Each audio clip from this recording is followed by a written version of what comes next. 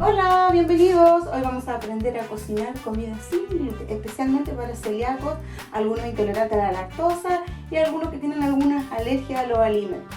Así que vamos a comenzar y voy a contarles que para hacer esta receta súper simple necesitamos 2 cucharadas de maicena, 2 cucharadas colmadas en realidad, 1, 2.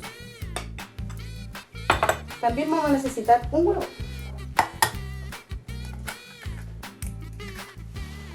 Y 25 ml de agua. Yo lo mido con cucharada para las personas que no tienen cómo medir, que es lo que a mí me pasó la primera vez que hice esta receta, no tenía cómo medir. Entonces 1, 2. Si tú ves que te queda muy espesa, trata de echarle un poquito más de agua. Uno tiene que ir más o menos probando que la mezcla no quede ni muy espesa ni muy líquida. Entonces vamos a revolver.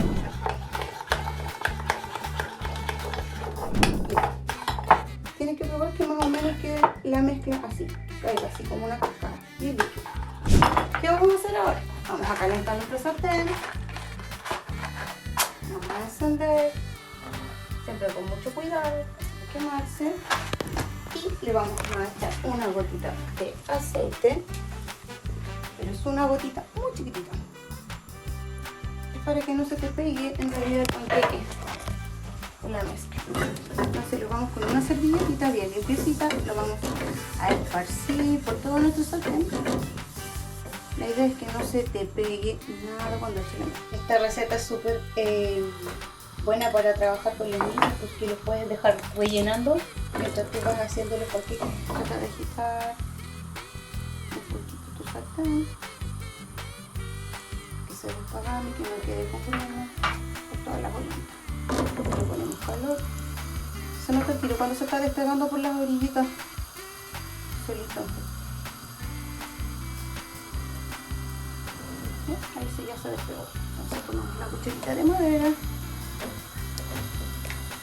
Yo siempre lo doy vuelta con la manito porque se me puede escapar. Con esta mezcla te salen entre 5 o 6, depende del grosor que tú le hagas. Pero lo importante es no echar para la mezcla todo a la vez.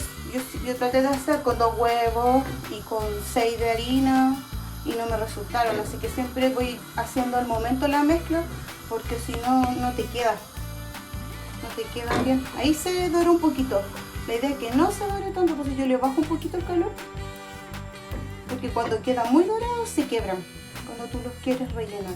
Estamos listos con nuestros panqueques. Vamos a contar cuántos nos salieron.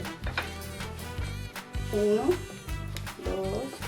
este chiquitito 3, 4, 5. Y ahora los vamos a rellenar. Esta vez yo quise rellenarlos con manjar. Entonces, ¿cuál es la idea? Que tú lo puedes rellenar con lo que quieras. Puede ser manjar, mermelada. Este manjar es sin gluten y sin lactosa, ¿ya? Entonces, ¿qué hacemos? Tú le das la proporción, depende de lo que a ti te guste. Si a ti te gusta con mucho manjar, le aplicas mucho manjar. Lo enrollamos.